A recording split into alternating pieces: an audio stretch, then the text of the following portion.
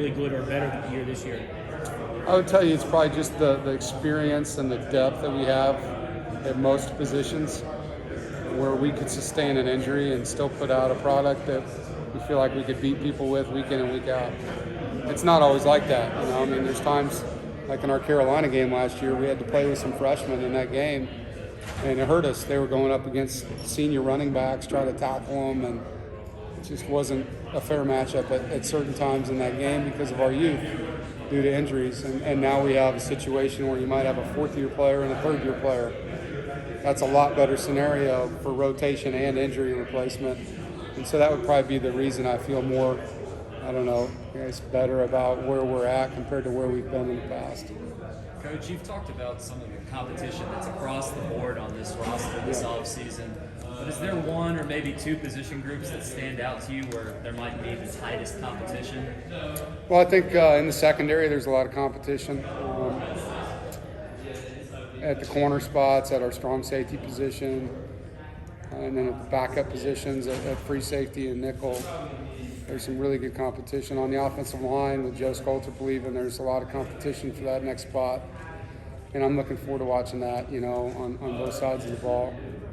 Not to beat a dead horse on the NIL topic, but what are your thoughts on the infrastructure at NC State in terms of moving forward with NIL being, you know, part of recruiting and everything that goes involved in college athletics?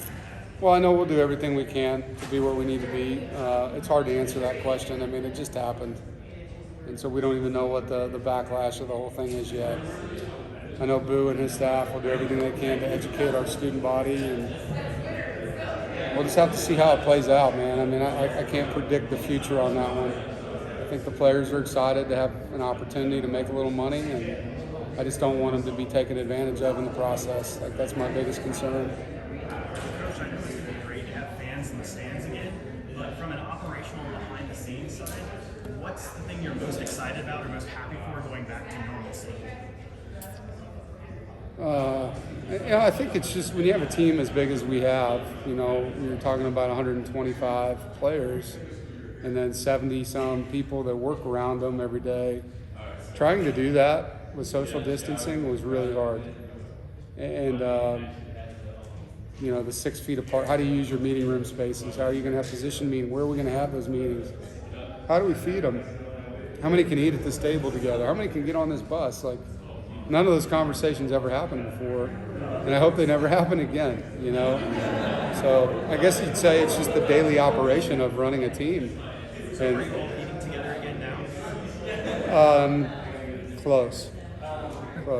Hey guys, we have another